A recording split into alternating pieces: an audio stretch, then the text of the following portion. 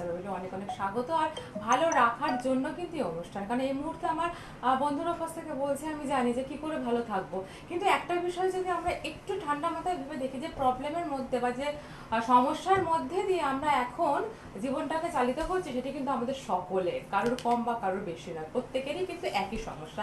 তাই সমস্যা যখন একই, সমাধানের পথও আসবে, যুদ্ধ যখন সকলে মিলে করছি, জয় আমরা করবো। কিন্তু কিছু প্রশ্ন মনে থেকে যায়, সেই প্রশ্নের উত্তরের জন্যই কিন্তু এই অনুষ্ঠান। আর এই অনুষ্ঠান মানেই হচ্ছে শারীরিক যে কোনো সমস্যা নিয়ে আপনি ফোন করতেই পারেন, ডাক্তারবাবু কথা বলবেন। কিন্তু এখন যে একটা পরিস্থিতির মধ্যে, যে একটা ভয়াবহ পরিস্থিতির মধ্যে দিয়ে আমরা যাচ্ছি, কোভিড-19 নিয়ে কিন্তু প্রশ্নের ঝুড়ি ভর্তি হয়ে যাচ্ছে, আর ডাক্তারবাবু উত্তরও দিয়ে যাচ্ছে সময়ের সাথে সাথে। গত সপ্তাহে যেরকম আমাদের কথা চলছিল যে কোভিড-19 নিয়ে আপনারা প্রশ্ন করেছেন যে পেটের রোগের সাথে এর কানেকশন কত দূর, বা কে এর সঙ্গে কি করোনার কোনো যোগসূত্র রয়েছে, এই ধরনের। কেন এখন আমাদের সব থেকে যেটা বড় জিনিস প্রয়োজন, সেটা হচ্ছে সতর্ক থাকা। কিভাবে আমরা সতর্ক থাকবো, কিভাবে আমরা চলবো প্রতিদিন, কিভাবে আমরা দিনটা চালিত করব, এই সমস্যা থেকে বেরিয়ে আসবো। আর সেই তথ্যগুলি, সঠিক তথ্যগুলো আমরা তার কাছ থেকেই পেয়ে থাকি, যিনি কিন্তু সঠিকভাবে আমাদের জানিয়ে থাকেন, বিশিষ্ট গ্যাস্ট্রোএন্টারোলজি ডক্টর কনিষ্ক সরকার। তার থেকে আজকেও আমরা আপনাদের হয়ে একটা প্রশ্ন করব। কি প্রশ্ন করব? আমরা দৈনন্দিন জীবনটা একটুখানি ছন্দ হারিয়ে গিয়ে আমরা কিন্তু অন্যভাবে চলতে শুরু করেছি, সেখানেও কিন্তু আমরা একটা অভ্যস্ত হয়ে পড়েছি। সেই সাথে সাথে আমাদের সবকিছুর মধ্যেও আমাদের দৈনন্দিন বাজার করতে হবে, দোকান করতে হবে, খাদ্য সংগ্রহ করতে হবে। সেই জায়গায় কি কোভিড-19 কোনোভাবে আক্রান্ত হতে পারি আমরা? এই ধরনের প্রশ্ন। আমরা তো প্রত্যেকদিন বাজার করছি, দোকান করছি, সেই জিনিসগুলোর থেকে কি কোনোভাবে ভাইরাস আমি আক্রান্ত হতে পারি, আপনারা আক্রান্ত হতে পারে? ভাইরাসকে আমরা বাজারের সাথে সাথে বয়ে নিয়ে বাড়িতে আসছি, এটি কিন্তু খুব কমন একটা প্রশ্ন কিন্তু সকলের। এই প্রশ্নের উত্তর ডাক্তারবাবু দেবেন, সাথে সাথে আপনাদের শারীরিক যে কোনো প্রশ্ন নিয়ে কিন্তু আপনারা ফোনে লাইভ অনুষ্ঠানে আসতেই পারেন। আর আপনারা সকলেই জানেন, এইটুকু সময়ের মধ্যেও যখন প্রশ্ন শেষ হয় না, তার জন্য কিন্তু রয়েছে ডাক্তারবাবু হেল্পলাইন নাম্বার, সেখানেও আপনারা ফোন করতে পারেন। কিন্তু এখন এই লাইভ অনুষ্ঠানে আপনারা ফোন করুন, নাম্বারটা যাচ্ছে। আরও একবার তাকে স্বাগত জানাবো, যাকে এক দুই নয় বহু বছর ধরে আপনারা পেয়ে আসছেন, আমরা পেয়ে আসছি। বহু প্রশ্নের উত্তর তিনি দিয়ে এসেছেন, আজও দেবেন। বিশিষ্ট চিকিৎসক, প্রখ্যাত গ্যাস্ট্রোএন্টারোলজি ডক্টর কনিষ্ক সরকার স্যারকে অনেক অনেক স্বাগত। নমস্কার, ধন্যবাদ। আমার অতি প্রিয় দর্শক শ্রোতৃমণ্ডলী সবার জন্য শুভেচ্ছা রইল। সবাই আশা করব সবাই সুস্থ থাকবেন, সবাই ভালো থাকবেন, আনন্দে থাকবেন। আমাদের এটাকে সংগ্রাম বলুন, যুদ্ধ বলুন, জারি থাকবে। সবাই মিলে আমরা নিশ্চয়ই এই যুদ্ধ জিতব। আজকে অনুষ্ঠানের শুরুতে গত দিনের পরিপ্রেক্ষিতে কিছু না বলা কথা, এবং আপনারা, আমার কাছে একটা লিস্ট রয়েছে যে গত সপ্তাহে আমার অনুষ্ঠানের পরে আপনারা অনেকগুলো প্রশ্ন করেছেন, যেগুলো আমি কিন্তু গত সপ্তাহে উত্তর দিইনি। মানে এই ধরনের প্রশ্নগুলো আসলে আপনারা দৈনন্দিন জীবনে এগুলো ফেস করছেন বলে প্রশ্ন করছেন। আমি প্রশ্নগুলো উল্লেখ করে নিচ্ছি আগে, কী কী আপনারা করেছেন। একজন প্রশ্ন করেছেন যে আমরা বাজার থেকে যে খাবার কিনছি সেটা ভালোভাবে ধুয়ে আমরা রান্না করছি, যদি ঠিকমতো না ধোয়া হয়, রান্না করা খাবার খেলে সেই রান্না করা খাবার থেকে কোভিড ভাইরাস সংক্রমণ হতে পারে কি না। খুব স্পষ্ট পরিষ্কার প্রশ্ন, আমি উত্তর দেবো। দ্বিতীয় হচ্ছে, খাবার জল থেকে কোভিড ভাইরাস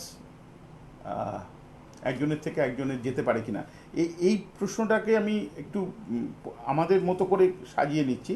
প্রশ্নটা এরকমই করা হচ্ছে, আমরা এই খাবার জল থেকে যদি ইনফেকশান কিছু হয়, সেটাকে দুভাবে ভাবি। একটা হচ্ছে এমন কোনো জল যেটা আপনি খাবার আগে ওই পাত্র থেকে ওই জলটাই কিছুটা আরেকজনকেও খেয়েছেন, আপনি তারপর খেলেন, এরম হতে পারে। অথবা সেই জলটা কোনো মতে দূষিত হয়েছিল, মানে কোনো ময়লা দিয়ে, বা আমরা একটা কথা বলি যে ফিকো ওরাল রুট, মানে যেভাবে লোকের টাইফয়েড রোগ হয়, অর্থাৎ মানুষের যে এক্সক্রিটা মলের মধ্যে দিয়ে টাইফয়েড রোগের বীজাণু নিষ্কৃত বেরোয়, এবং সেটা যদি কখনো এই পাইপে ফাটলের থেকে বা কোনো রকমভাবে পানীয় জলের সাথে মিশে যায়, তাহলে সেটা থেকে টাইফয়েড রোগ হয়। তো এরকমভাবে যে কোভিড রোগী, তার মলের মধ্যে দিয়ে কোভিড ভাইরাস কি নির্গত হয়, এবং সেইভাবে কি ফিকোরাল রুট দিয়ে জলের মাধ্যমে মানুষ আক্রান্ত হতে পারে? প্রশ্নগুলো খুব মানে আমি মারাত্মক কথাটা ব্যবহার করছি না, খুব ইম্পর্টেন্ট। এইগুলো আমি নিজে থেকে মন থেকে বের করতে পারতাম না, কিন্তু আপনারা অনেকে ভাবছেন বলে করেছেন। তৃতীয় আরেকজন মা ফোন করেছেন তার মেয়ের জন্য। তার কন্যা কোভিড পজিটিভ বেরিয়েছে, কোনো সিমটম নেই, 4 মাসের বাচ্চা। তার কন্যার 4 মাসের বাচ্চাকে ব্রেস্ট ফিড করাচ্ছেন, বুকের দুধ পান করাচ্ছেন। তো বাচ্চাকে কি যদি কোভিড পজিটিভ হয় সেরকম মা কি বাচ্চাকে দুধ পান করাতে পারেন? বাচ্চার কোনো রিস্ক আছে? মানে সাংঘাতিক সাংঘাতিক প্রশ্ন করেছেন আপনারা, উত্তরগুলো আমাকে দিতে হবে। আর একটা ইম্পর্টেন্ট প্রশ্ন করেছেন, সেটা হচ্ছে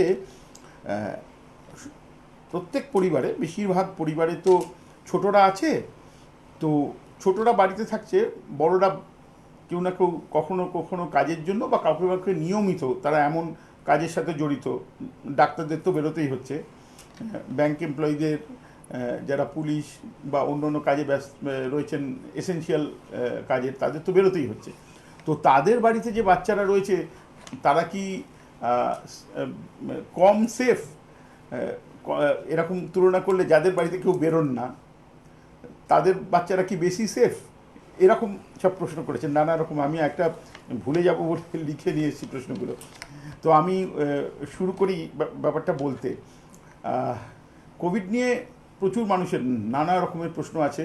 আসলে আমার এত স্পেসিফিক্যালি প্রশ্নগুলোর উত্তর দেওয়ার পেছনে একটা উদ্দেশ্য আছে, কিন্তু সেই উদ্দেশ্যটা হচ্ছে যেটা আমি নিজে ফিল করছি। আমি রুগীদের দেখতে গিয়ে, কোভিড রোগীদের ট্রিটমেন্ট করতে গিয়ে, তাদের কেউ হাসপাতালে ভর্তি, তার কেউ বাড়িতেই ট্রিটমেন্ট করছি, তো করতে গিয়ে লক্ষ্য করছি একটা অংশের মানুষের মধ্যে অত্যাধিক রকম আতঙ্ক এবং ভয় গ্রাস করেছে, এবং তার থেকে ডিপ্রেশন, এবং ডিপ্রেশন থেকে এরকম হচ্ছে যদি কারোর জ্বর না কমে সে ধরেই নিচ্ছে যে তার কোভিড হয়েছে, এবং অন্তত 2টি ক্ষেত্রে, তার মধ্যে একটি পেশেন্ট এখনও মানে হাসপাতালে ভর্তি রয়েছে, সুইসাইড অ্যাটেম্প করেছে। অর্থাৎ কোভিড থেকে কিন্তু সে মারা যাচ্ছে না, কোভিড থেকে মারা যাওয়ার তার কথাই নয়, কয়েকদিন ধরে জ্বর হচ্ছে এবং তাকে কোভিড পরীক্ষা করানোর জন্য রক্ত এবং তার যে লালারস পাঠানো হয়েছে, রিপোর্ট এখনো আসেনি, কিন্তু তার মধ্যে মানে প্যানিকের বশে, মানে অত্যন্ত ভয় পেয়ে বা ডিপ্রেশনের চলে গিয়ে তিনি সুইসাইডাল অ্যাটেম্প নিচ্ছেন। এরকম ঘটনাও ঘটছে। কাজে আমার একটা বা আমাদের সমস্ত ডাক্তারবাবুদের একটা কর্তব্য আছে যে এর মধ্যে কতটা অসার ভয় আর কতটা সত্যি সতর্কতা অবলম্বন করা দরকার, এটা খুব পরিষ্কার করে বুঝিয়ে দেওয়া। হিন্দিতে একটা কথা আছে, এখন খুব ব্যবহার হয়, দুধ কা দুধ পানি কা পানি হয়ে যাওয়া। তো সেরকম এক্ষেত্রেও কোনটা সত্যি সত্যি সতর্কতা হওয়ার ব্যাপার, আর কোনটা নয় মিছিমিছি আমরা ভয় পাচ্ছি, সেটা একটু পরিষ্কার করে দেওয়া দরকার। তো আমি প্রথমে পেটের রোগ বা পেটের রোগের কোনো সিমটমের সাথে কোভিড হতে পারে কি না সেই ব্যাপারটা একটু ছোট্ট করে বলে নিই, কারণ এটা তো যা যা প্রশ্নগুলো এসছে একজন পেটের রোগের চিকিৎসক হিসাবে হয়তো কেউ করেছেন, অথবা চিকিৎসক হিসেবে করেছেন, এটাও হতে পারে। এটা পরিষ্কার করে বলে দিই যে সাধারণ গ্যাস অম্বলে যারা ভুগছেন, অর্থাৎ গ্যাস্ট্রাইটিস আমরা বলি, গ্যাস্ট্রোএসোফেজিয়াল রিফ্লাক্স ডিজিজ, এই ধরনের অম্বলের রোগে যারা ভুগছেন, তারা যতদিন ধরেই ভুগুন না কেন এটাকে কোভিডের কোমরবিডিটি বলে না। এইটা মিছে ভয় পাওয়ার রাস্তাটা বন্ধ করে দিতে হবে। অর্থাৎ যারা শুধু গ্যাস্ট্রাইটিস, গ্যাস্ট্রোএসোফেজিয়াল রিফ্লাক্স ডিজিজে ভুগছেন, অম্বল গ্যাসের রোগে ভুগছেন, অন্য কোনো অসুবিধে নেই, অন্য অসুবিধেগুলো কী সেটা পরে বলছি, তাদের মিছিমিছি ভয় পাওয়ার কারণ নেই, মিথ্যা ভয় পাওয়ার কারণ নেই। এটা কোভিডের কোমরবিডিটি নয়। কোভিডের কোমরবিডিটি সম্পর্কে একটু পরে বলছি। আচ্ছা, তাহলে পেটের কোন রোগ হলে সত্যি সত্যি দুশ্চিন্তার কারণ আছে? কারণ সেই ধরনের রোগীদের এক্সট্রা প্রিকশন, বেশি মাত্রায় সতর্ক থাকতে হবে, কারণ তাদের ক্ষেত্রে কোভিডের যদি ভাইরাস ঢোকে তাতে ক্ষতিকর প্রভাব হওয়ার অনেক চান্স বেশি। পেটের কোন রোগে সেটা একটু পরিষ্কার করে বলি। মূলত 2 ধরনের রোগে, এক ধরনের রোগ যেটাকে আমরা লিভারের রোগ বলি, আগেকার দিনে প্রিসিরোটিক বা সিরোটিক লিভার বলতাম, এখনকার দিনে ক্রনিক লিভার ডিজিজ বলি। অর্থাৎ যারা ক্রনিক লিভার ডিজিজে ভুগছেন, সেটা একটা কোমরবিডিটি কোভিডের জন্য, 1 নম্বর। 2 নম্বর হচ্ছে যারা প্যানক্রিয়েটাইটিস রোগ থেকে, অ্যাকিউট প্যানক্রিয়েটাইটিস থেকে সেরে উঠেছেন, কথাটা মনে রাখার কথা, সেরে উঠেছেন। অ্যাকিউট প্যানক্রিয়েটাইটিসটা অতটা এর জন্য, কোভিডের জন্য কোমরবিডিটি নয়, কিন্তু সেরে ওঠার পরে অনেকের ক্ষেত্রে প্যানক্রিয়াস গ্রন্থির ক্ষতি হয়ে যাওয়ার জন্য ডায়াবেটিস রোগ হয়। এই আনকন্ট্রোল ডায়াবেটিস মেলিটাস, সেটা যে কারণের জন্যই হোক না কেন, অনেকের আগে থেকে আছে, অনেক দিন ধরে আছে, অনেকের প্যানক্রিয়েটাইটিস রোগের জন্য হয়েছে, বা অনেকের কী জন্য হয়েছে জানা যায় না, অনেকের ওবেসিটির জন্য হয়েছে বলে বলা হয়। এসব যে কোনো কারণের জন্যই হোক না কেন, আনকন্ট্রোল ডায়াবেটিস মেলিটাস। আর এক্ষেত্রে যদি পেটের রোগের সাথে সম্পর্কটা না হয়, তাহলে ওই অ্যাকিউট প্যানক্রিয়েটাইটিসের পরে যে ডায়াবেটিস মেলিটাস হয়, এবং সেটা যদি কন্ট্রোলে রাখা না হয়, তাহলে সেটা হচ্ছে একটা কোভিডের জন্য কোমরবিডিটি, অর্থাৎ কোভিডকে আহ্বান করে এবং কোভিডকে দেহের মধ্যে আরও বেশি ক্ষতি করতে সাহায্য করে, এরম বলা যেতে পারে। তৃতীয় যেটি, সেটি হলো ইনফ্ল্যামেটরি বাওয়েল ডিজিজ বলি। এটা অনেকে বোঝেন না, জানেন না, আমি পরিষ্কার করে বলে দিচ্ছি। 2 ধরনের হয়। ক্রনস ডিজিজ একটা নাম, আরেকটি হচ্ছে আলসারেটিভ কোলাইটিস। খুব কম লোকের ক্ষেত্রে সলিটারি রেক্টাল আলসার বলে একটা ঘটনা ঘটে। এগুলো সব ইনফ্ল্যামেটরি বাওয়েল ডিজিজের মধ্যে আছে। এর সোজা কথায় এটাকে বলতে গেলে এইভাবে বলতে হয় যে যাদের স্টুলের সাথে রক্ত পড়ে, এই স্টুলের সাথে রক্ত পড়ে বললেই কিন্তু মানুষের মাথায় এসে যায় যে পাইলসের কথা, তার মধ্যে অর্শ বা পাইলস হয়েছে। অর্শ বা পাইলস হওয়া আর ইনফ্ল্যামেটরি বাওয়েল ডিজিজের জন্য, অর্থাৎ আলসারেটিভ কোলাইটিস থেকে যে রক্ত পড়া, এ দুটোকে আলাদা ডাক্তারবাবুরা করতে পারেন, আর ডাক্তারবাবুরা বুঝিয়ে বলে দিলে রুগীরাও নিজেরা করতে পারেন। তো অর্শটা নয়, কিন্তু যে ক্ষেত্রে এই ইনফ্ল্যামেটরি বাওয়েল ডিজিজের জন্য রক্তপাত হচ্ছে, সেইটা একটা কোভিডের জন্য কোমরবিডিটি। আচ্ছা, এবার এই যে বিভিন্ন পেটের রোগের কথা আমি বললাম, যেটা কোভিডের ক্ষেত্রে কোনো রোগ, যেমন আমি বললাম গ্যাসের রোগটা অত দুশ্চিন্তার কারণ নেই, ভয় পাওয়ার কারণ নেই। এবার যাদের মধ্যে এই ধরনের ঘটনা আছে, যেটা আমি বললাম, একটা ক্রনিক লিভার ডিজিজের কথা বললাম, আর ইনফ্ল্যামেটরি বাওয়েল ডিজিজ, যার মধ্যে ulcerative colitis, Crohn's disease, solitary rectal ulcer আছে, যারা ডায়াগনোজ, যাদের এটা আছে, তাদের জন্য কিছু এক্সট্রা প্রিকশন নেওয়ার দরকার আছে। কি আছে সেটা আমি একটু পরে বলছি। অর্থাৎ এটা হচ্ছে পেটের রোগের সাথে কোভিডের সম্পর্কটা, অর্থাৎ কোন কোন পেটের রোগ কোভিড ভাইরাসের জন্য একটা কোমরবিডিটি হিসেবে গণ্য হয়, সেটা আমি পরিষ্কার করলাম। দ্বিতীয় যেটা আপনারা অনেকে প্রশ্ন করেছেন, সেটা হচ্ছে খাবার বা জলের ব্যাপারে। অর্থাৎ ধরুন আপনি বাজার থেকে, এখন সবাই সেটা করছেন, যে খুব ভালোভাবে গরম জল দিয়ে ধুয়ে, অনেকে আবার ইউভি রে ব্যবহার করছেন, অনেকে কিছু স্প্রে ব্যবহার করছেন, অনেকে সোডিয়াম হাইপোক্লোরাইড স্প্রে ব্যবহার করছেন, অনেকে প্যারাসিটিক অ্যাসিড ব্যবহার করছেন, এরকম নানা রকমের জিনিস ব্যবহার করছেন পরিষ্কার করবার জন্য। এখানে একটা কথার পরিষ্কার উত্তর দিয়ে দেওয়া উচিত। সেটা হলো যে খাবারের, যেটা আপনি আনছেন বাজারের যে ব্যাগ, সেই ব্যাগটা যদি বন্ধ করা যায়, এরকমভাবে, বা ব্যাগটাকে ধরলে যদি ব্যাগটা বন্ধ হয়ে যায়, এরকম কোনো বন্দোবস্ত থাকে, বা ব্যাগটার উপরে আর একটা কাপড় যদি দিয়ে রাখা যায়, তাহলে ওই, যেহেতু বাজারে অনেকগুলো মানুষ যাতায়াত করছেন, কার কী সিমটম আছে আপনি জানেন না, সেহেতু ওই বাজারের ব্যাগটা যদি আপনি বাইরে রেখে আসেন, মানে ঘরের বাইরে রেখে আসেন, বা ব্যাগ ধরে যা যা জিনিস আছে সেটা বের করে দিলেন, দিয়ে ব্যাগটা বাইরে রেখে দিলেন, ঘরে এসে হাতটা ধুয়ে নিলেন, তাহলে ভেতরে যে সবজিগুলো রয়েছে, সেই সবজিগুলো যিনি রান্না করবেন, তিনি যদি গরম জলে একটু ধুয়ে নেন, গরম জলে ধুয়ে নিচ্ছেন, কিন্তু ওই সবজি রান্না করা খাবার থেকে কোভিড হবে, এই ধারণা নিয়ে যদি কেউ মনে করেন যে আমি ধুচ্ছি, তাহলে ধারণাটা ভুল, এটা পরিষ্কার। অর্থাৎ যদি কোভিড ভাইরাস থেকেও থাকে, সেই খাবার যদি আপনি রান্না করা মানে যেভাবে আমরা রান্না করি, আগুনে রান্না করে তারপরে পরিবেশন করি, সেই খাবার থেকে কোভিড হওয়ার কোনো চান্স নেই, বৃথা ভয় পাওয়ার কারণ নেই। আর যিনি রান্না করছেন ওই সবজি বা অন্য যা যা বাজার থেকে এসছে সেগুলো যদি উনি সেগুলো ধুয়ে না নিয়েও সেগুলো যেভাবে রান্না করলেন, কিন্তু নিজের হাত যদি ঠিকমতো সাবান দিয়ে ধুয়ে নেন এবং সেই হাত যদি নাকে মুখে না লাগান এবং যদি মাস্ক পরে কাজটুকুনি করেন, তাহলে তারও ওই সবজিগুলো থেকে বা যা জিনিস উনি রান্না করছেন তার কোভিড রোগ হওয়ার কোনো সুযোগ নেই। এটাকে পরিষ্কার করতে হবে। আমি এটা ফোন নিয়ে কথা বলবো। হ্যাঁ, আমি ডক্টর সরকার লাইনে আছি, বলুন। হ্যালো। হ্যাঁ বলুন, আমি ডক্টর সরকার লাইনে আছি। কে বলছেন? হ্যাঁ ডাক্তারবাবু, আমি শিয়ালদা থেকে বলছি। হ্যাঁ, কে বলছেন শিয়ালদা থেকে? হ্যাঁ, বিমল রায় বলছি। হ্যাঁ বিমল বাবু বলুন। হ্যাঁ বলছি ডাক্তারবাবু, এখন তো মানে কি বলবো, আমি টিভিটা দেখছি, আমি আপনার লাইভ প্রোগ্রামে ফোন করেছি। আপনার প্রোগ্রাম আমি প্রতি শনিবারই দেখি, ভালো লাগে। তো আপনি নানা রকম বিষয় নিয়ে কথা বলেন, বিশেষ করে গ্যাস্ট্রোলজি। হ্যাঁ, আর কিছুদিন আগে করোনা নিয়ে আপনি মানে আলোচনা করছিলেন।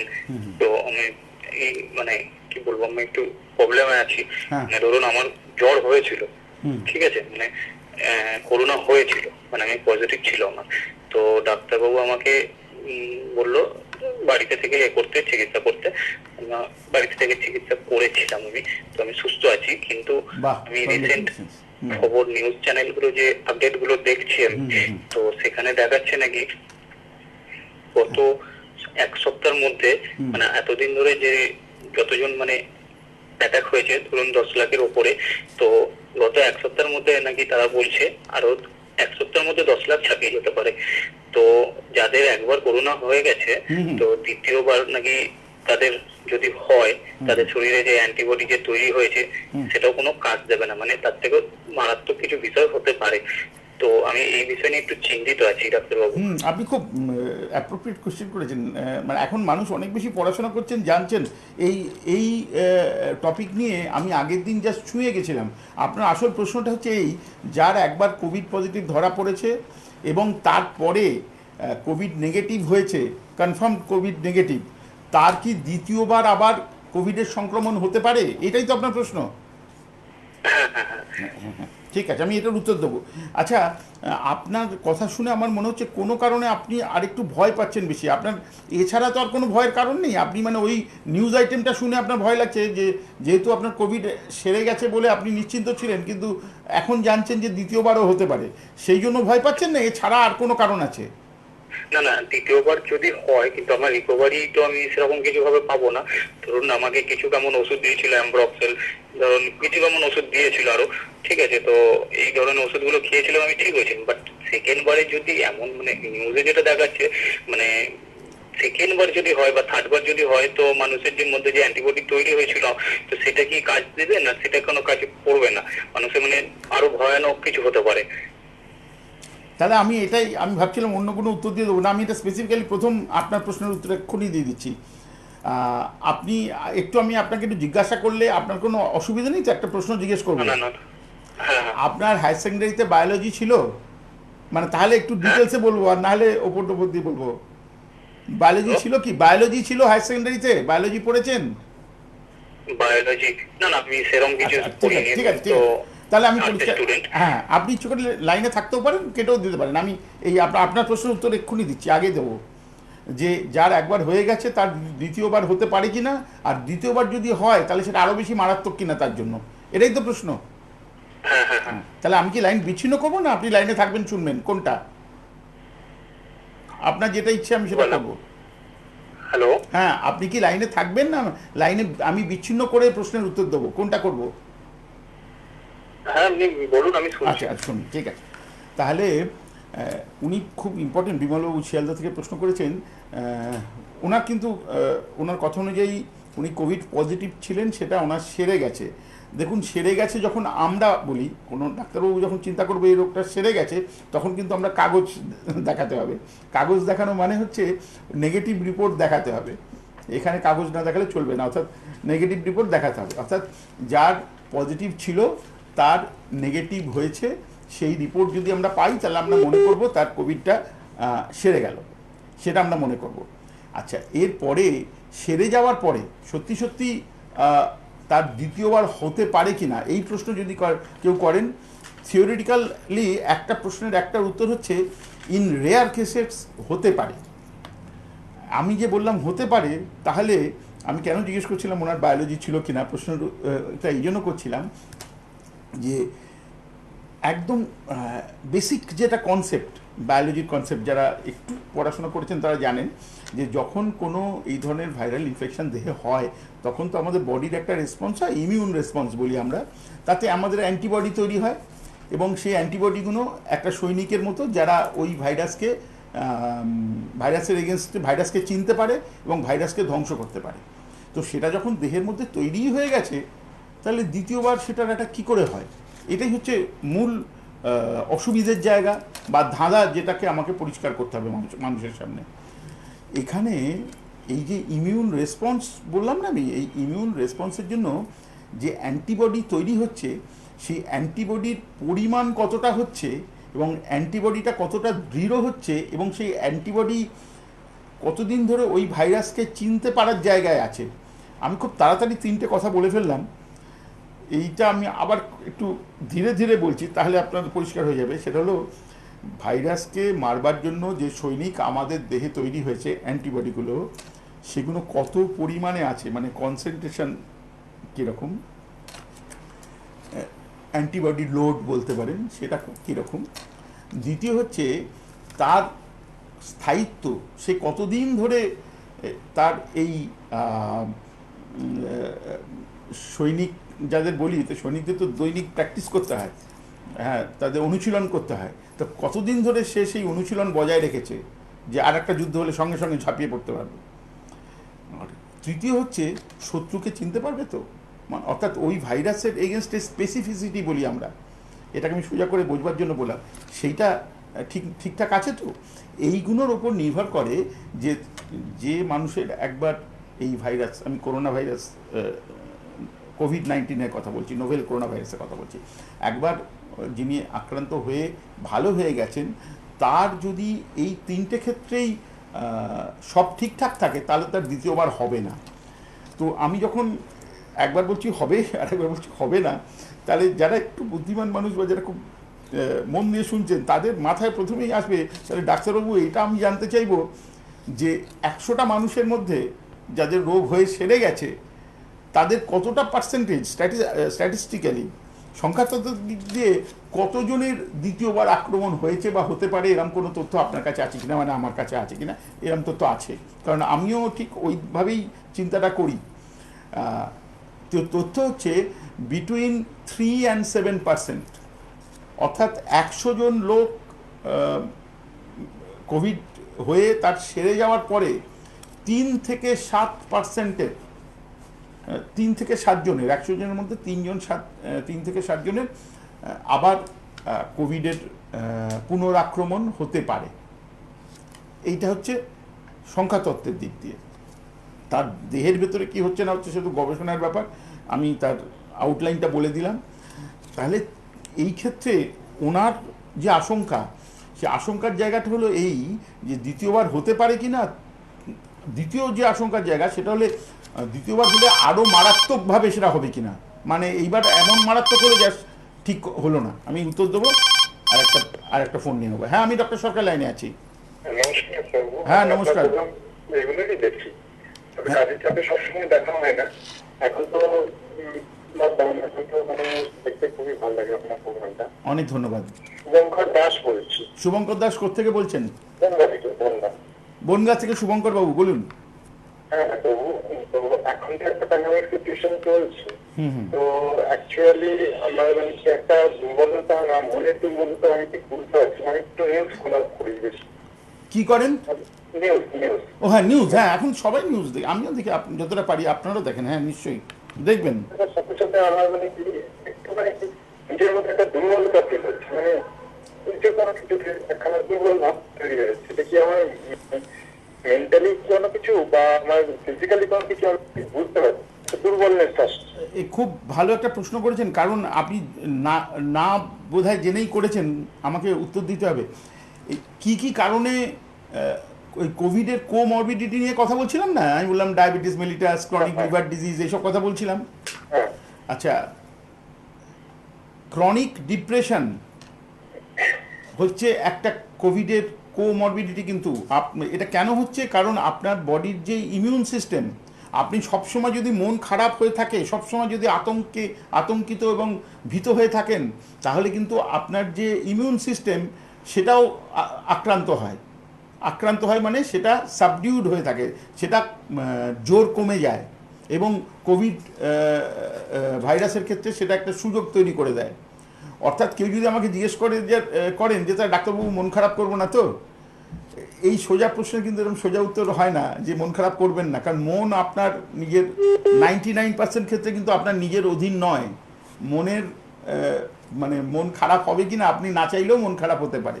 তো আমাকে যদি কেউ জিজ্ঞাসা করেন যে তাহলে মন খারাপ না হওয়ার জন্য ডাক্তারবাবু আপনার পরামর্শ কী, বা আপনার ওষুধ কী, আপনার নিদান কী, খুব পরিষ্কার করে আমি বলতে চাই যে আপনি ঘরে থাকুন বা বাইরে বেরুন, দৈনিক একটা এক্সারসাইজের শিডিউল আপনার থাকা চাই। আপনি নিউজ দেখেন না দেখেন, যদি বাইরে বেরোবার আপনার সুযোগ থাকে তাহলে 4 থেকে 5 কিলোমিটার দৈনিক হাঁটা। যদি বাইরে না বেরোতে পারেন তাহলে একটা স্কিপিংয়ের দড়ি ঘরে নিশ্চয়ই আছে, না থাকলে কিনে নিতে হবে। অন্তত 200 সকালে 200 বিকেলে স্কিপিং করা মাস্ট। এটাতে আপনার মন ভালো থাকবে, ডিপ্রেশন কম হবে, আতঙ্ক কম হবে। যদি আপনার শরীর শক্তিশালী হয় তাহলে মন জোরদার হয়, এবং দৈনিক এক্সারসাইজের শিডিউলের মধ্যে থাকলে কোভিডের এগেনস্টে আপনি এক্সট্রা একটা দেওয়াল তৈরি করছেন, সেই দেওয়াল ভেঙে কোভিড আপনাকে আক্রমণ করতে অত সাহস পাবে না। অর্থাৎ এক্সারসাইজের বিরাট বড় ভূমিকা। যেমন সবাই মিলে জিজ্ঞাসা করেন আমাকে অনেকে ফোন করেন যে কী খাবো না, সেটা পরের কথা। এক্সারসাইজ করতে হবে, এক্সারসাইজ করা মানে যাতে ঘাম হয় সেরকম হাঁটা, দৌড়নো, স্কিপিং করা, বাড়িতে যা ট্রেডমিল আছে ট্রেডমিল করা, যদি এরকম থাকে যে ঘরের মধ্যে সাইক্লিং করার বন্দোবস্ত, এরকম যে কোনো রকম ধরনের এক্সারসাইজ বা যোগব্যায়াম যদি আপনার ট্রেনার থাকে বা আপনি আগে থেকে জানেন, তাহলে সেই ধরনের একটা শিডিউলের মধ্যে থাকতে হবে। ঠিক আছে, আর কিছু জিজ্ঞাসা আছে? হ্যাঁ ডাক্তারবাবু, আর একটা জিনিস জিজ্ঞাসা ছিল। অ্যাকচুয়ালি প্যান্ডেমিক সিচুয়েশন যত নিউজ দেখছি তত মানে কি আমার মনে এই ভয়গুলো বেড়ে যাচ্ছে। আমি কোনো কাউকে ছোট করছি না। বলুন আপনি কি বলতে চাইছেন যে এই নিউজের জন্য ভয় লাগছে? নিউজের জন্য অ্যাকচুয়ালি ভয়টা লাগছে বেশি। আর একখানে যেটা কোশ্চেন ছিল আপনার কাছে, আমি অনেকটাই ট্রাই করছি, অনেকদিন ধরে প্রোগ্রাম দিয়ে ফলো আপ করি তো। হ্যাঁ বলুন আমি শুনবো। আর তো এটা এই টাইমে কিছু প্রিকনশন বা কোনো কিছু একটা ন্যাচারাল সচেতনমূলক, যেমন হ্যান্ড ওয়াশ করা, এইগুলো কোনো কিছু মানে এইগুলো থেকে বেরিয়ে আসার জন্য হ্যান্ড ওয়াশ তো খুব দরকার, মানে এইগুলো বাদ দিয়ে মানে আচ্ছা এই যে এক্ষুনি যেটা বললাম, যেটা অনেকে অতটা বোধহয় গুরুত্ব দিচ্ছেন কিনা আমি জানি না, গুরুত্ব দিলে ভালো। যেমন আজকে সকালে দেখলাম রবীন্দ্র সরোবর লেকে গাড়ি রাখবার জায়গা নেই, এত লোকে হাঁটতে বেরিয়েছে, দৌড়তে বেরিয়েছে, খুব ভালো লাগলো। তো সেই জন্য বলছি যে সবাই যেখানে যেভাবে সুবিধে পাবেন এক্সারসাইজের মধ্যে থাকতেই হবে। এটা হচ্ছে 1 নম্বর। যদি কেউ আমাকে জিজ্ঞাসা করেন এইটা উত্তর। এরপরে যদি জিজ্ঞেস করেন মন খারাপের কথা বলছিলাম, সেক্ষেত্রে ডাক্তারবাবুর সাথে পরামর্শ করে ডাক্তারবাবু যদি কিছু ওষুধ দেন, এখানে আমি স্পেসিফিক্যালি একটা মলিকিউলের নাম বলছি, আমি কোনো ট্রেড নেম বলছি না। ফ্লুয়েক্সিটিন হাইড্রোক্লোরাইড কিন্তু প্রমাণিত যে কোভিডের এগেনস্টে কার্যকরী, উপকারী। ফ্লুয়েক্সিটিন হাইড্রোক্লোরাইড বলে মলিকুল, যারা ডাক্তারি পড়ছেন বা মেডিকেল লাইনের সাথে জড়িত তারা বুঝতে পেরে গেছেন আমি কী মলিকুলের কথা বলছি। এটা আমি স্পেসিফিক্যালি বললাম কারণ এই প্রশ্ন উঠছে, এবং শুধু আপনি নয়, অনেকে এই ধরনের ব্যাপারে জিজ্ঞাসা করছেন, সেই জন্য এই উত্তরটা দিলাম। আর এক্ষেত্রে আর একটা ব্যাপার জানার আছে, অনেকে বলছেন যে ডাক্তারবাবু আমি আর নিউজ দেখি না, আমি নিউজ দেখলেই ভয় পাই, নিউজ দেখা বন্ধ করে দিয়েছি। এত বেশি ভয় পাওয়ানোর মতো খবর আর দেখতে ইচ্ছে করে না, এরকম অনেকে বলেন। সাধারণ মানুষ সেই নিউজে প্যানিকও হয়ে যাচ্ছে, মানে আমি নিচে হয়ে যাচ্ছি। হ্যাঁ, এটা অনেকে আমাকে বলেছেন। আমি ব্যক্তিগতভাবে আমি জানি না আমি ঠিক বলছি কিনা, আমি নিজে ব্যক্তিগতভাবে মনে করি যে আপনার যদি কোনো একটা বিপদের ব্যাপার থাকে, তো সেই বিপদের থেকে চোখ বন্ধ করে রেখে নিজেকে সরিয়ে রাখাটা ওই অস্ট্রিচ পলিসি বলে না, উট পাখি যেমন বালির মধ্যে মুখ ঢুকিয়ে রাখে, চারপাশের লোকটা কি ঘটনা ঘটছে না দেখার, যাতে না দেখতে পায়, কিন্তু তাহলেও তার যা বিপদ তার সেটাই হয়। কাজেই যেখানে জানার রাস্তাগুলো আছে সেগুলো বন্ধ করে লাভ নেই, তবে সেটাকে ছেঁকে নিতে হবে। মানে ওই হিন্দিতে যে কথা আছে দুধ কা দুধ পানি কা পানি, সেইটা একটু করে নিতে হবে যে কতটা জিনিস তার থেকে নেবো, কতটা জিনিস না নেবো। আর শেষ কথা, মানে আপনার প্রশ্নের উত্তরে যে শেষ কথা যেটা বলার আছে সেটা হচ্ছে যে যাই ঘটুক না কেন, এটা আমি আমার দিক দিয়ে বলছি, ডাক্তারবাবুদের হাতে যদি জ্বর আপনার যেদিন থেকে শুরু হচ্ছে তার 4 দিনের মধ্যে আপনি ট্রিটমেন্ট শুরু করতে পারেন, এবং আপনার যদি কোনো কোমরবিডিটি না থাকে, বিশ্বাস করুন 100% পেশেন্টকে বাঁচিয়ে দেওয়া যায়। আর যদি কোমরবিডিটি থাকে এবং সেটা যদি কন্ট্রোলে রাখা যায়, তাহলেও 99.99% পেশেন্টকে বাঁচিয়ে দেওয়া যায়। অর্থাৎ এই যে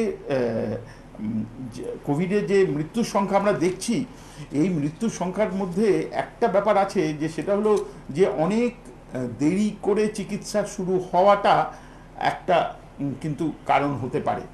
অর্থাৎ যতক্ষণ না শ্বাসকষ্ট হচ্ছে, অনেকে তো ওটা গোপন করতে চান, বোঝাতে চান না, বা লোককে জানাতে চান না, যে বিভিন্ন কারণের জন্য জানাতে চান না। সেরকম না করে যদি অসুবিধা হয় তাহলে সেটা আগে থেকেই দেখালে বা জানালে সুবিধে। এইটা একটু আমি পরিষ্কার করে জানালাম। এই ব্যাপারে আমার কাছে প্রশ্নগুলো আছে, আমি উত্তর দেবো। এই ব্যাপারে শেষ যেটা বক্তব্য আছে সেটা আমি পরিষ্কার করে নিই। প্রচুর মানুষের মধ্যে এরকম একটা ধারণা আছে যে আগে কোভিড পরীক্ষা করে সেটা পজিটিভ আসলে পরে চিকিৎসা, তবে না চিকিৎসা। ব্যাপারটা কিন্তু সেরকম নয়। কোভিডের পরীক্ষা আপনি করলেন, রিপোর্ট আসলো, তাতে যে সময়টা যা লাগে তার অনেক আগে থেকেই যদি সেরকম সিমটম হয়, ডাক্তারবাবুরা মোটামুটি আন্দাজ করতে পারেন, বুঝতে পারেন, তাদের নিজস্ব রাস্তা আছে, এবং সেই অনুযায়ী তার জন্য যে আপনাকে সুবিধে রাখার জন্য যে চিকিৎসা দেওয়ার সেটা তারা আগে থেকেই শুরু করে দেন, যাতে অতদূর পর্যন্ত ব্যাপারটা না এগোয়। এখানে যেটা আগের দিন আমি একটু ছুঁয়ে গেছিলাম, এটা পরিষ্কার করে বলি যে কোভিডের ভাইরাস আমাদের দেহে ঢুকলে পরে 15 দিনের পর্যন্ত, 22 দিন পর্যন্ত, বা খুব যদি বেশি হয়, খুব বেশি যদি হয় 36 দিন পর্যন্ত আমাদের দেহে থাকতে পারে। খুব বেশি হলে 36, সাধারণত অতদিন থাকে না, মোটামুটি 22 দিন 24 দিন এর মধ্যেই কোভিড ভাইরাস যেটা তার নিজস্ব যে জীবন যতদিন থাকার কথা তার শেষ হয়ে যায়। তাহলে এই প্রশ্ন আসে যে কোভিডটা এত ভয়ঙ্কর কেন, কেন মানুষ এত ভয় পাচ্ছে, বা কেন মানুষ মারা যাচ্ছে? কোভিডের ভাইরাসের আক্রমণে মানুষ মারা যাচ্ছে, কিন্তু কোভিড ভাইরাস খুব একটা বিরাট ক্ষতি ইচ্ছে করে করছে সেই জন্য নয়। মারা যাচ্ছে এই কারণের জন্য, ঠিক বাইরে যে যত মানুষ তো প্যানিক হচ্ছে না, কোনো কোনো মানুষের দেহের মধ্যে কোভিড ভাইরাসের এগেনস্টে যে রিয়াকশান হয়, সেই রিয়াকশানটা মারাত্মক রকমের বাড়াবাড়ি রকম রিয়াকশান হয়ে যায়। এটাকে আপনি ওভার রিয়াকশান বলতে পারেন। আমাদের ভাষায় আমরা একটা কথা ব্যবহার করি, সেই ওভার রিয়াকশানের আমাদের ভাষার কথাটা হলো সাইটোকিন স্টর্ম। বোঝা গেল না? এর একদম খুব সোজা করে বলতে গেলে রক্তের মধ্যে খুব দ্রুত, খুব ছোট্ট ছোট্ট ব্লাড ক্লট, জমাট বাঁধা রক্ত জমাট বাঁধার প্রবণতা বেড়ে যায়, এবং এই ছোট্ট রক্তের যে কণাগুলো, জমাট বাঁধা কণাগুলো, সেগুলো আরও সরু রক্তনালীর মধ্যে আটকে গিয়ে সামনে, সেই রক্তনালী যেখানে আটকে গেল তার সামনে আর রক্ত যেতে পারে না। তো এটা এক ধরনের আমাদের ভাষায় থ্রম্বোসিস বলতে পারি আমরা। তো যখন এই ঘটনা রেসপিরেটরি ট্র্যাক্টের অ্যালভিওলাইগুলোতে, অর্থাৎ বায়ুথলিগুলোর মধ্যে ঘটে, অর্থাৎ এই ক্লটগুলো যখন বায়ুথলিতে যে খুব সরু রক্ত চলাচলের জালিকা আছে তার মধ্যে আটকে যায়, তখন সেই অ্যালভিওলাইগুলো আর কাজ করতে পারে না। এটাকে আমরা অ্যালভিওলার কোল্যাপস বলি। এই অ্যালভিওলাই যখন অনেকগুলো বায়ুথলি কোল্যাপস করে যায়, তখন আমাদের যে ফুসফুস, তার যে অক্সিজেন এক্সচেঞ্জের জন্য যে সারফেস এরিয়া দরকার, সোজা কথা হচ্ছে যে রক্ত থেকে কার্বন ডাইঅক্সাইড বার করে দিয়ে অক্সিজেন নিয়ে সেই অক্সিজেন চারপাশে সারা দেহের মধ্যে তো ছড়িয়ে দিতে হবে। তো এই এক্সচেঞ্জের জন্য যে সারফেস সেটা কমে যাওয়ার ফলে রক্তে অক্সিজেনের স্যাচুরেশন কমতে থাকে এবং সেটাই হচ্ছে মারাত্মক। অর্থাৎ এই সাইটোকিন স্টর্মটাকে যদি আমরা আটকে দিতে পারি, কোভিড ভাইরাস তার মতো আছে থাকুক, কোভিড ভাইরাসকে আমাদের মারারও দরকার নেই, সে তো আমি জানি কিছুদিনের অতিথি, তারপর সে নিজেই মরে যাবে। অর্থাৎ এই যে সাইটোকিন স্টর্ম, অর্থাৎ over reaction of the body or over reaction of the immune system of the body, সেটাকে যদি আমরা প্রিভেন্ট করতে পারি তাহলে কিন্তু সে রোগী বেঁচে যায়। যারা খুব মন দিয়ে শুনছেন তারা বুঝতে পারলেন তো যে এই যে আমি কথাগুলো বললাম, এর থেকে একটা জিনিস খুব পরিষ্কার, যারা এতদিন ধরে ভাবছেন যে ভাইরাসকে মারবার জন্য একটা ওষুধ খুব দরকার, অনেক মলিকুলের নাম শোনা যাচ্ছে, রেমডেসিভির থেকে ফ্যাভিপিরাভির থেকে আরও একগাদা অনেক আমি নাম করছি না, মানে অ্যান্টিভাইরাল ড্রাগ দরকার, তাদের কিন্তু বেসিক চিন্তায় একটা হাস্যকর রকমের ভুলের ব্যাপার আছে। ভাইরাসকে আমরা মারবো তখন যখন ভাইরাস আমাদের মারবে, কিন্তু এখানে আমরা নিজেদের মারছি। ভাইরাসের এগেনস্টে আমাদের যে ইমিউন রিয়াকশান সেইটাতে ভুল হচ্ছে, সেটা অনেক বেশি, যতটা হওয়ার নয় ততটা হচ্ছে। যদি এটাকে এইভাবে সোজা বাংলায় বলি যে মশা মারতে কামান দাগা হচ্ছে, ভুল হবে না কিন্তু, এবং সেই কামানের গোলায় আমরা নিজেরাই ক্ষতিগ্রস্ত হচ্ছি, তাহলে ভুল হবে না। তো সেই জন্য আসল যেটা ডাক্তারবাবুরা যে চিকিৎসা করেন বা আমি যে চিকিৎসা করছি বা অন্য ডাক্তারবাবুরা চিকিৎসা করছেন বা যা প্রোটোকল, তাতে যা ওষুধপত্র আমরা ব্যবহার করি, তার মূল যে কাজটা সেটা হচ্ছে ইমিউনোমডুলেশন। অর্থাৎ এই ইমিউন সিস্টেমের যে রেসপন্স, সেই রেসপন্সটাকে একটু আস্তে ধীরে একটু বসিয়ে একটু বিশ্রামের সাথে যাতে করে, হঠাৎ অত তাড়াতাড়ি যেন রিয়্যাক্ট না করে ফেলে এবং অত ভীষণভাবে যাতে রিয়্যাক্ট না করে ফেলে, যেটাকে সাইটোকিন স্টর্ম বলছি। এটাকে একটা খুব কমপ্লিকেটেড শক্ত জিনিসকে আমি একটু লোকে বুঝতে পারেন এরমভাবে সোজা করে বললাম। অর্থাৎ এই ওভার রিয়াকশান বা সাইটোকিন স্টর্মটাকে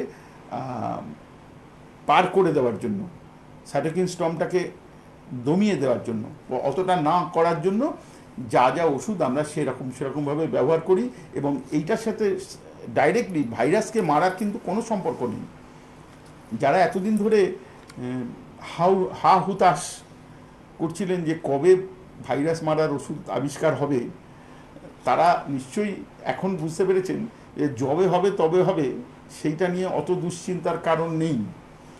তাহলে আমাকে যদি কেউ প্রশ্ন করে যে তাহলে এত চারপাশে রিসার্চ কেন হচ্ছে, ভাইরাস মারার ওষুধ তো তৈরি করবার জন্য অনেক কোম্পানি অনেক টাকা খরচা করছে।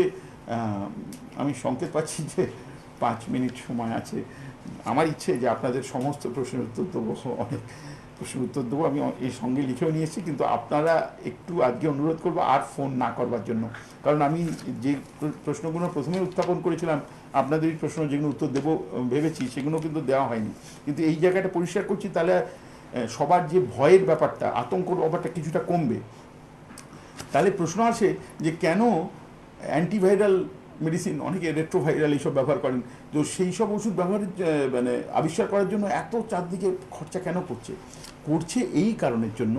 এই অ্যান্টিভাইরাল মেডিসিনগুলো তখন কাজে আসে যখন একটি রুগী এমন খারাপ অবস্থায় আছে যেখানে তাকে ভেন্টিলেশনে দেওয়া হচ্ছে যে কোনো কারণের জন্য, সে কোমরবিডিটি থাকার জন্য বা অনেক দেরি করে চিকিৎসা শুরু করার জন্য বা প্রথম থেকে ওই সাইটোকিন স্টর্ম আটকাবার জন্য যা করণীয় সেগুলো করা হয়নি বা ফেলিয়ার হয়েছে যে কোনো কারণের জন্য।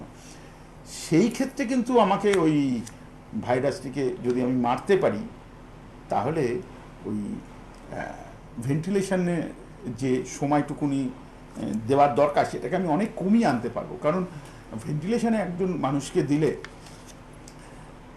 ভাইরাসের জন্য না, শুধু ভেন্টিলেশনের জন্য তার ফুসফুসের মধ্যে এমন সব পরিবর্তন হয়, সময় নেই আমি বলতে পারছি না, কিন্তু সোজা কথা ভাইরাসে না মারা গেলে নিউমোনিয়া মরে যাবে, এরকম একটা ব্যাপার ঘটে। তো সেইটার থেকে যদি আমাদের বেরিয়ে আসতে হয় তাহলে সেই ক্ষেত্রে অ্যান্টিভাইরাল মেডিসিনের প্রয়োজনীয়তা আছে, কিন্তু আপনারা বুঝতেই পারছেন সেটা এত নগণ্য পার্সেন্টেজ। প্রথম থেকেই যদি আমরা এমন রাস্তা নিই যাতে ওই সাইটোকিন স্টর্মটা প্রিভেন্টেড হবে, তাহলে সে ওই ভেন্টিলেশনের জায়গায় পৌঁছবেই না, অর্থাৎ সেক্ষেত্রে অ্যান্টিভাইরাল মেডিসিনের কোনো প্রয়োজনই তার হবে না। এইটা খুব পরিষ্কার করে বলে দিলাম। এবার কয়েকটা প্রশ্ন যারা যিনি করেছেন, আচ্ছা যে মা প্রশ্ন করেছেন যে 4 মাস বয়স তার নাতি বা নাতনির, তো তার মেয়ে আর কি মানে বাচ্চার মা কোভিড পজিটিভ বেরিয়েছে, তা ব্রেস্ট ফিড করতে পারবেন কিনা, বুকের দুধ খাওয়াতে পারবেন কিনা? উত্তরটা হচ্ছে যদি উনি আসিমটোম্যাটিক থাকেন, কোভিড পজিটিভ বেরোলেও, অর্থাৎ ওনার দিক দিয়ে কোনো অসুবিধা নেই, তাহলে উনি নিজের বাচ্চাকে বুকের দুধ খাওয়াতে পারবেন, কোনো অসুবিধা নেই। দ্বিতীয় জায়গা এখানে আসে, যদি উনি সিমটোম্যাটিক হন এবং এমন হন যে অপারগ, মানে এত উইক হয়ে গেছেন পাচ্ছেন না, সেক্ষেত্রে বুকের দুধ এক্সপ্রেস করে মানে বাইরে বের করে নিয়ে বাচ্চা খেতে পারে, তাতেও অসুবিধা নেই। আর যদি এরকম হয় যে তাকে হাসপাতালে ভর্তি করা হয়েছে, এমন জায়গায় করা হচ্ছে বাচ্চা রাখতে পারছে না, তাহলে অগত্যা বাচ্চা সে তো দুধ থেকে বঞ্চিত হলো, খেতে পারলো না তা নয়, এই ব্যাপারটা পরিষ্কার হয়ে গেছে। আর একটা প্রশ্ন আছে, আমি 2 মিনিট সময় আমার দেখানো হচ্ছে। আচ্ছা, যে প্রশ্নটা আছে সেটা হচ্ছে আমাদের বাড়িতে সবার বাচ্চারা আছে, তো বাচ্চাদের ক্ষেত্রে স্পেশাল প্রিকশন কিছু নেওয়ার আছে কি না? সোজা প্রশ্নের সোজা উত্তর হলো বাচ্চা। বাচ্চা বলতে বাচ্চাকে একটু ডিফাইন করা, এই ক্ষেত্রে বাচ্চা বলতে কাদের বোঝাচ্ছি সেটা একটু ডিফাইন করে নিই। সেটা হচ্ছে 0 to 19 ইয়ার্স। 0 তো কারোর বয়স হয় না, আমি আর কি সদ্যজাত শিশু থেকে 19 বছর বয়স পর্যন্ত আমি এটা ধরে নিচ্ছি, এটাকে একটু কম বেশি করতে পারেন। তো তাদের মধ্যে আজকে আর সময় নেই বলে খুব ছোট্ট করে বলছি, এমন কিছু কিছু ঘটনা মানে তাদের দেহের মধ্যে ঘটে চলেছে যার জন্য কোভিড ভাইরাস তাদের সাথে এঁটে উঠতে পারে না, কিন্তু তারা খুব সুন্দর ক্যারিয়ার হিসেবে কাজ করতে পারে। অর্থাৎ তাদের কোনো সিমটম নেই, কিন্তু তাদের মধ্যে কোভিড ভাইরাস যে বাসা বেঁধেছে সেই তাদের থেকে অন্য কারুর কোভিড ভাইরাস ছড়াতে পারে, কিন্তু সেই বাচ্চারা কিন্তু কোভিড ভাইরাস দিয়ে বাচ্চাদের কাবু করতে পারে না, যদি না বাচ্চার খুব একটা বড় কোনো অন্য অসুখ টসুখ থাকে, সাধারণত থাকে না, কাজেই সেদিক দিয়ে তারা নিরাপদ। যে প্রশ্নগুলো মানে আপনারা করেছিলেন কম সময়ের মধ্যে আমি ছোট ছোট করে উত্তর দিলাম, এর ভেতরে অনেক ব্যাপার আছে, খুব কমপ্লেক্স কেমিস্ট্রির ব্যাপার আছে, ইমিউনোলজির ব্যাপার আছে, বলার লোভও আছে, কিন্তু সময় একদম পারমিট করছে না, এরকম করে কাটার কথা বলা হচ্ছে যে আর সময় নেই। মেনে নিলাম, আগামী দিন ফিরে আসবো। একদম, আমরা জানি যে অনেক প্রশ্নের অনেক উত্তর পেয়ে গেলেও আরো প্রশ্ন রয়েছে, তার জন্য রয়েছে কিন্তু আর একটা উপায়, যেটা আমি প্রথমেই বলেছি রাখতে পারবো, হেল্পলাইন নাম্বার। হেল্পলাইনে বা ইউটিউবে, হ্যাঁ ইউটিউব সার্চ করে আপনাদের অনুষ্ঠান আপনারা দেখতে পারবেন, আর পরে শনিবারে তো আবার লাইভে স্যারকে পেয়ে যাবো, কিন্তু আজকের মতো থামতেই হবে, সময় থেমে যেতে বলছে। সকলে ভালো থাকবেন, সুস্থ থাকবেন, পরবর্তী অনুষ্ঠানে আবারও দেখা হবে। নমস্কার ডাক্তারবাবু। নমস্কার, ভালো থাকবেন। ধন্যবাদ।